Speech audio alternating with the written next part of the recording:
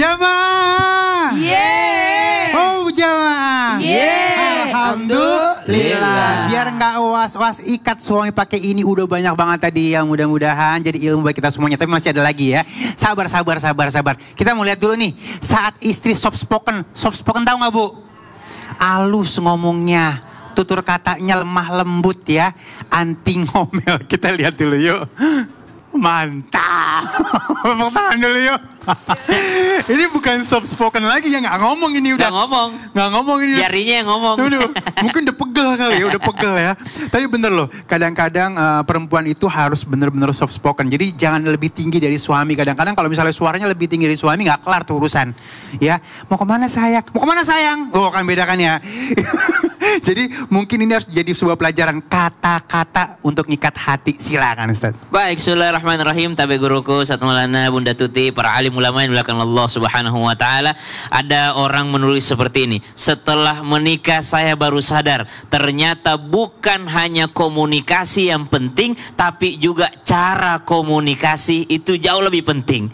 Jadi komunikasi penting, tapi cara komunikasi itu jauh lebih penting. Subhanallah. Komunikasi, makan dulu. Tapi caranya, makan dulu. Subhanallah. Maka ada ajaran dalam Islam tentang menjaga lisan. Yang paling penting di dalam Al-Quran, coba lihat contohnya. Di mana Nabi Musa alaihi salam dan Nabi Harun alaihi salam diperintahkan oleh Allah Subhanahu wa taala menghadapi Fir'aun yang bengis, menghadapi Fir'aun yang kasar, menghadapi Fir'aun dengan segala bala tentaranya dan tukang sihirnya. Tapi faqula lahu qawlan layyina la'allahu yatadhakkaru aw yakhsha. Diajarin sama Allah biar komunikasinya dengan bahasa yang lemah lembut, bahasa yang tutur kata dengan baik, padahal menghadapi seorang Fir'aun. Subhanallah. Saking pengennya komunikasinya baik sampai Nabi Musa berdoa, qala rabbi shrah li sadri wa yassir li amri wahlul 'uqdatam min lisani yafqahu qawli. Saking pengennya soft spoken, saking pengennya komunikasinya bagus, cara ngomongnya baik, sampai berdoa, Rabbi shrah li sadri, ya Allah lapangkan dadaku. Kenapa? Karena kalau nggak lapang dada udah emosi duluan, lihat kelakuan Fir'aun.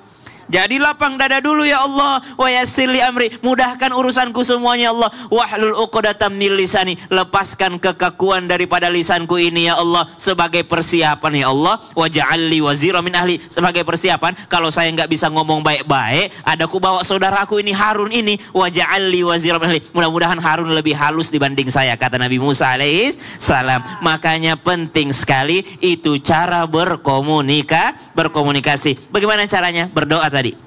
Rabbi shrah li sadri wa yassir li amri wahlul 'uqdatam min lisani yafqahu qawli. Yang kedua, lapang dada. Kenapa lapang dada? Jangan baru lihat suaminya udah pengen marah. Ada juga orang digoda syaitan rumah tangganya dengan seperti itu. Ketika melihat orang lain perasaannya tenang, tapi kalau melihat istri, subhanallah, bawaannya pengen marah. Kalau ngelihat suami bawaannya pengen emosi, pengen marah, pengen ngomel aja ngelihat suami, subhanallah. Maka mintalah Rabbi shrah li sadri, lapangkan dadaku ya Allah, wa yassir li amri, mudahkan urusanku ya Allah, wahlul 'uqdatam min lisani yafqahu qawli. Kemudian yang ketiga, apa? Ingat daripada sabda Nabi sallallahu alaihi wasallam. Apa sabda Nabi? Man kana yu'minu billahi wal yaumil akhir falyaqul khair aw liyasmut. Siapa yang beriman kepada Allah dan hari akhir, maka sebut-sebutlah yang baik, bicaralah dengan cara yang baik, atau kalau tidak menemukan cara soft spoken, maka lebih baik diam. Maka diam itu jauh lebih baik. Kenapa diam lebih baik? Karena diam itu membuat kita berpikir, ini mau ngomong apa ya? Bener gak ya kalau saya ngomong begini? Ini nyakitin suami gak ya cara saya ngomong begini?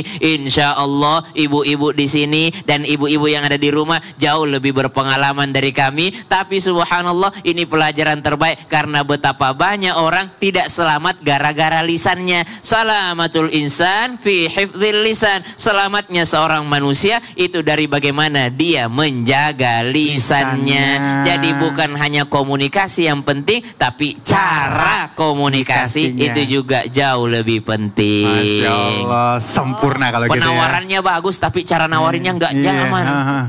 makan. Iya. Mau makan di luar nggak? Waduh. Terima kasih Siap. Ustaz. Bener banget ya. Baik, tepuk tangan dulu yuk. Jamaah. Yeay. Oh, jamaah. Yeay. Alhamdulillah. Dan sekarang kita masuk ke dalam segmen curhat dong Ustaz. Iya, kami curhat. Siapa yang mau curhat?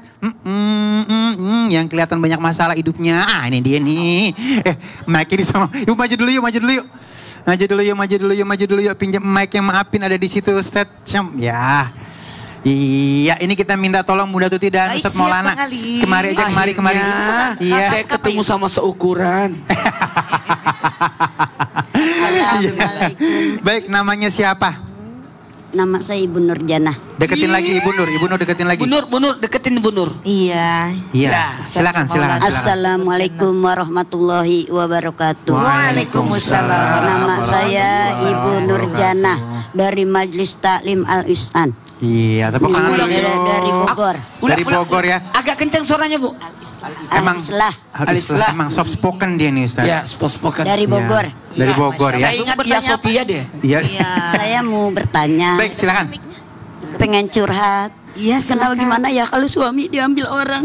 Aduh. Suruh hilang saya sama suami. Saya nggak redo Sudah, karena deketin. punya anak. Kenapa suaminya? Suami kan kawin lagi, dia bilang suruh ikhlas nanti gak masuk surga. Saya nggak bisa, karena punya anak-anak, nggak bisa suruh ikhlas tuh gitu. Oh. Berapa anaknya, Bu? 4. Insya Allah. Ya Allah, Ibu sabar ya. Yang nyuruh ikhlas suaminya. Iya. Tapi ibunya nggak ikhlas. Jadi suami udah nikah lagi?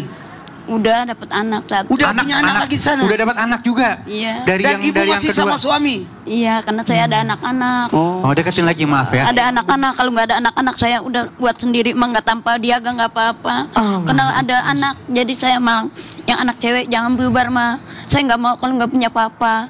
Cuman kalau saya nahan, kalau Ya bisa udah Allah. lepas papa lu anu hatu nggak apa-apa. Tapi bagi saya anak-anak nahan, malu kalau nggak punya papa. Oh, baik. Ya, Insya Allah. baik. Intinya Ibu nggak ikhlas ya. Enggak, saya Jadi mah tetap enggak. ngejalanin ini karena ngeliat anak-anak. Lihat anak-anak, kalau yang cewek jangan pisah mah dari papa. Yang laki gitu juga, Ya Allah. jangan pisah papa. Tapi saya nggak bisa. Iya. Kena Baik. anak-anak, jadi kenceng sama anak-anak. Kalau bapaknya mau terserah ada, mau pulang mau enggak terserah. Masih nafkahin nggak? Nafkah masih ada nafkah. Masih Ya dikasih ada nafkah? sih, ada Masih gaji. ada. Gaji Ya masih nggak tahu ya. tuh gaji apa masuk apa kagak, cuma separuh apa enggak saya nggak tahu. Yang penting buat anak-anak sekolah ada. Baik, Ibu. Dari Bunda dulu deh. Bismillahirrahmanirrahim. Ini adalah ujian dalam hidup kita. Karena kan kita sering mendengar kalau pasangan kita tidak diambil Allah, diambil katanya ya sama yang lain. Dan ini adalah sudah takdir. Kemudian ibu tidak mau ikhlas sama sekali.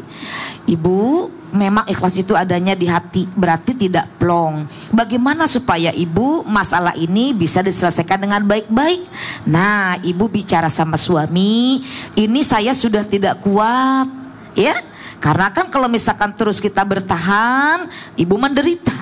Kan dalam rumah tangga itu kita inginnya yang bahagia, sakinah, mawadah, warohmah, betul? Tapi kalau ibu menderita, nah inilah menjadikan ibu ujian dari Allah. Dikomunikasikan dengan bapak. Anak-anak udah berkomunikasi kan? Tinggal dengan bapaknya gimana nih Pak? Nah, ibu udah ikhlas kalau misalkan bapakmu di sana, silakan. Kedua, ibu dengarkan mengapa bapak melakukan itu. Mungkin ada alasannya, ya. Tapi kalau misalkan ibu tetap saya mah mau bertahan demi anak, nah berarti ibu itu pahalanya.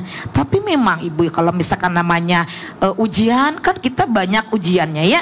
Mungkin ibu diuji dengan seperti ini. Apa kata kuncinya? Sabar, bertahan dalam situasi yang tidak ibu harapkan. Mungkin Allah memilih ibu kuat, tapi ya ibu berdoa kepada Allah yang terbaiknya seperti apa ya.